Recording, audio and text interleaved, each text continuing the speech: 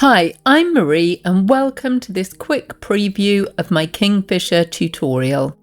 Here I want to give you an idea of the techniques used to create the different textures of feather, beak and the shiny eye of this beautiful colourful bird. This video has been sped up, but the actual video tutorial is in real time. And if you'd like to see the whole 2-hour tutorial where I take you step by step through painting this gorgeous bird, you can head on over to my membership club. You'll find the link below.